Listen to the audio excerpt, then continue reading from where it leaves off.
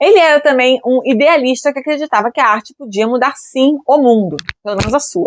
Goya acreditava de forma muito firme que a arte podia fazer uma diferença política no mundo. Em 1808, a Espanha estava em guerra com a França, e ele acreditava que essa guerra era completamente desnecessária. Portanto, em 1814, ele fez duas pinturas que são extremamente importantes e duas das suas mais famosas. O 2º de maio de 1808 e o 3º de maio de 1808.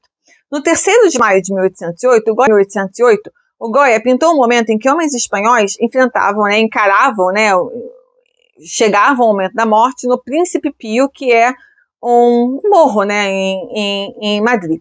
Essa pintura, ela é vibrante, com emoções muito aterroradoras. Lembra quando eu falei que o romantismo mostrava emoções muito, muito aumentadas, muito viscerais, fossem elas quais fossem, poderiam ser emoções muito fortes, muito vívidas, muito viscerais, muito umbilicais, muito primais, muito primárias, não filtradas, emoções assim muito, muito jorradas, mas não precisavam ser felizes, poderiam ser tristes, poderiam ser qualquer tipo de emoção humana. E esse quadro aqui transborda emoção, medo, pavor, tensão, tristeza, incredulidade, pânico, acima de tudo, um verdadeiro terror que a gente sente olhando essa tela.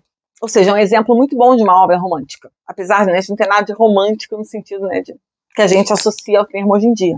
Iluminada com um spotlight, um foco de luz assim branca, muito brilhante.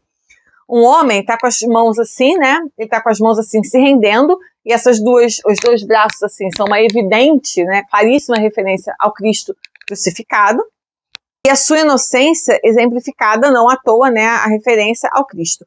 E os soldados com as suas armas escondidos na sombra, para ficar bem esse contraste entre a inocência, a bondade na luz do homem, se rendendo com uma expressão, de tristeza, piedade, pânico, medo, mas se entregando, se rendendo, e o mal, na sombra, Os soldados que estão ali para executar aquele homem estão nas sombras, então esse claro e escuro tem valor, não apenas plástico, mas também metafísico, moral, simbólico. Uma das muitas que exemplificam o seu uso brilhante de luz e cor.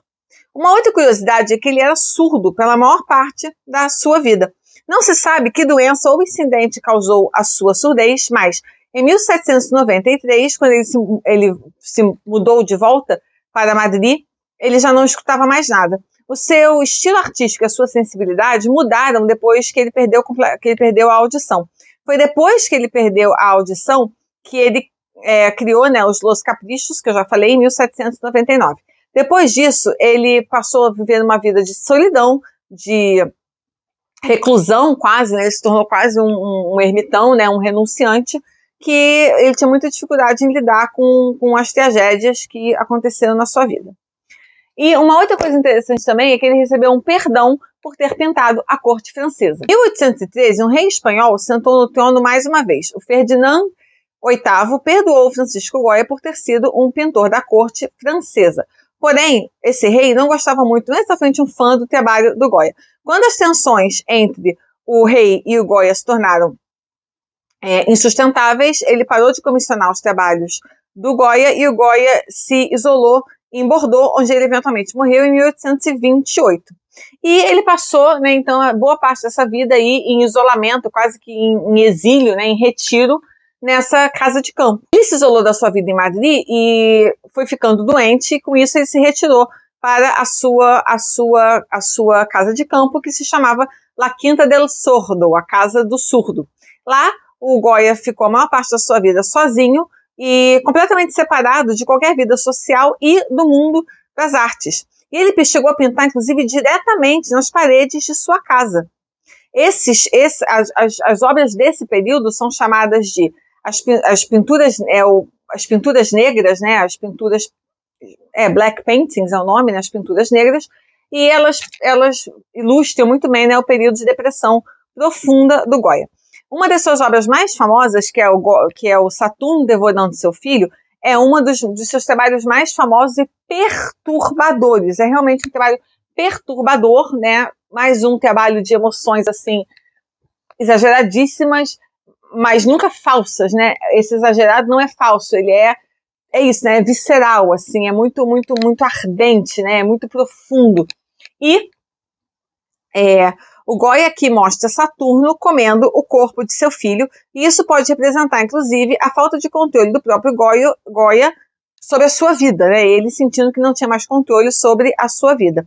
A escuridão da imagem chama muita atenção, né? Uma escuridão, assim, eloquente, digamos assim, e Saturno personifica as tragédias que o Goya viveu, emergindo da escuridão, que seria, então, a própria vida do próprio Goya. A vida dele foi realmente uma vida de muita tragédia, doença e violência. Ele criou arte, ele produzia arte para aprender mais sobre o mundo, né, ao seu redor e entender as dificuldades da vida.